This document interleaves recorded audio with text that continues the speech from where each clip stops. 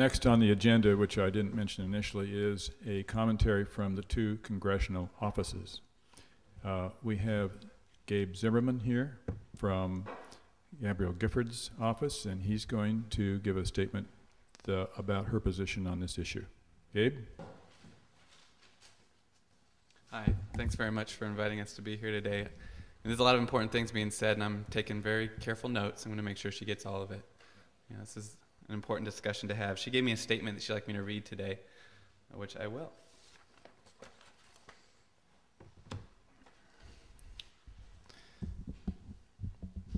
And we don't like President Bush, by the way. Okay.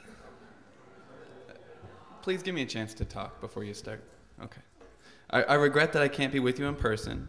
I have asked Gabe Zimmerman from my district office to share my remarks on the impeachment question which you are discussing today. As you know, Congressman Dennis Kucinich recently introduced House Resolution 333 to impeach Vice President Cheney.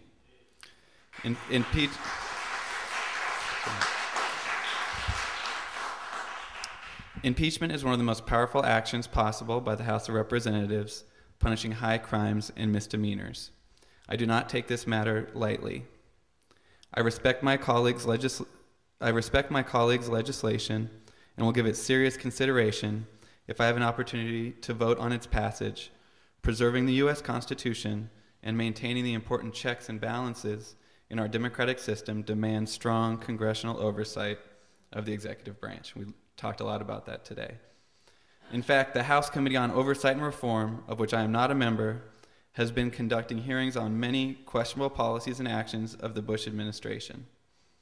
The decisions to go into Iraq, the use of domestic wiretaps without the benefit of warrants, the use of no-bid contracts in Iraq, and Hurricane Katrina reconstruction in the Gulf Coast. Investigating and possibly litigating these issues will probably continue during the second year of the 110th Congress. However, the Oversight and Government Reform Committee does not have the authority to initiate the impeachment process. In all past impeachment proceedings, President Andrews, Nixon, and President Clinton, the House has examined impeachment charges prior to entertaining any vote. The process has included an initial exploration by the Judiciary Committee, to which investigating and reporting duties are delegated. Based on its findings, the committee has then drafted an impeachment resolution that reflects the charges being presented. The Judiciary Committee has then voted the resolution out of committee and sent it to the full House. Congressman Kucinich's resolution, H.R. 333, has not gone through this process. Therefore, when it came directly to the floor on a procedural motion, I voted to send the impeachment resolution to the Judiciary Committee for proper consideration.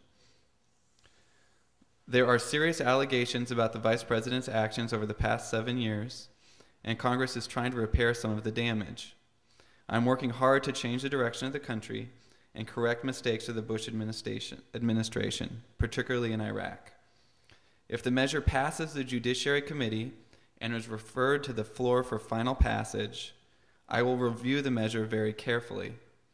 I'll examine transcripts from the Judiciary Committee hearings and debate and consult with my colleagues and, most importantly, my constituents on how to vote. Overall, I'm not focusing on prosecuting the past, but rather on creating a better future. I want to see the House vote on comprehensive immigration reform or override the President's vote on children's health care, or approve middle-class tax relief. Our nation is at a critical juncture and facing remarkable challenges. Thank you for your active engagement in our democracy. Participation and vigilance in monitoring the actions of elected officials is a responsibility of all of our citizens. Without accountability, our system of government would be in great peril. I am honored to represent you and look forward to working with you to continue to bring the voice of Southern Arizona to Washington. Sincerely, Congresswoman Gabrielle Giffords. Thanks for giving me the chance to talk.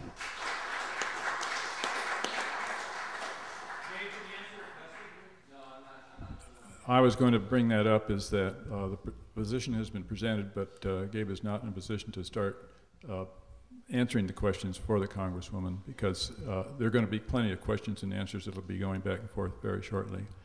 Now, I also asked Raul Grijalva's office to either send a representative or send a statement. And I know what his position on the war is, as does everybody, but he did not send anybody, nor did he send a statement.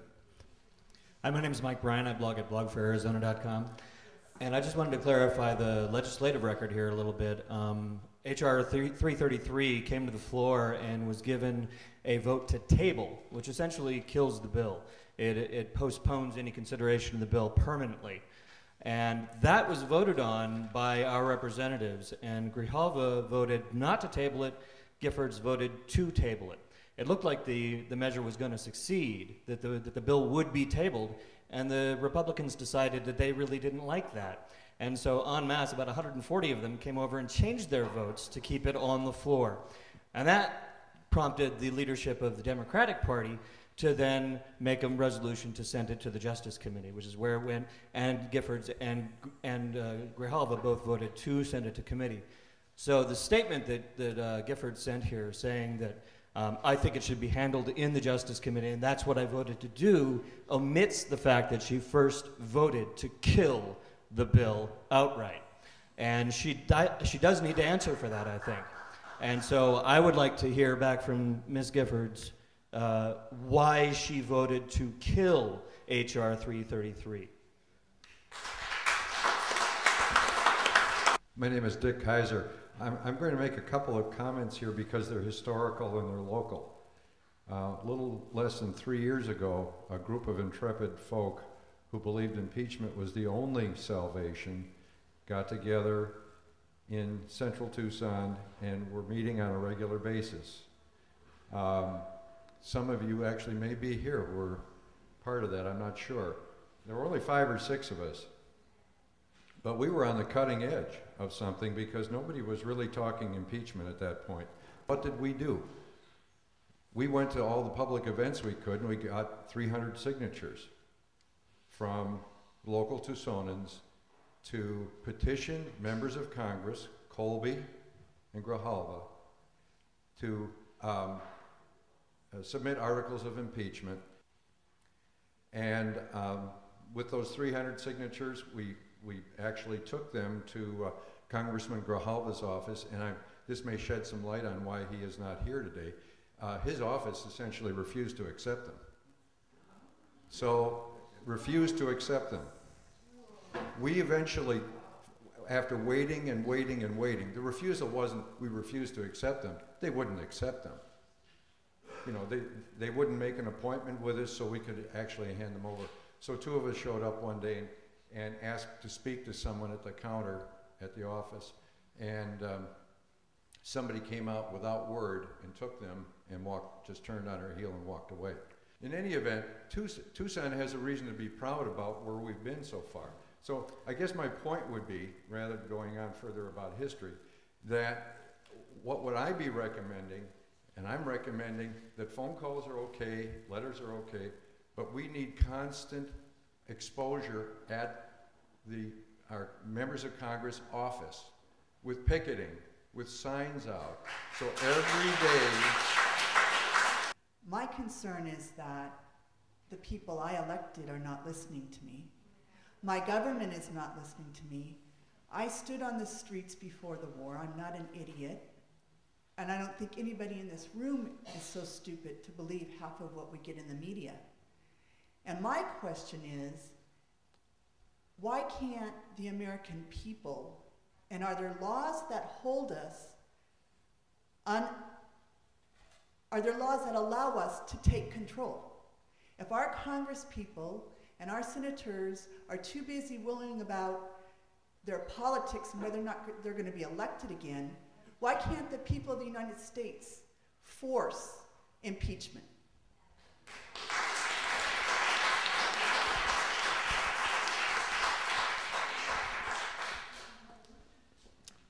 One thing is we have recall in Arizona. You could take out a recall petition.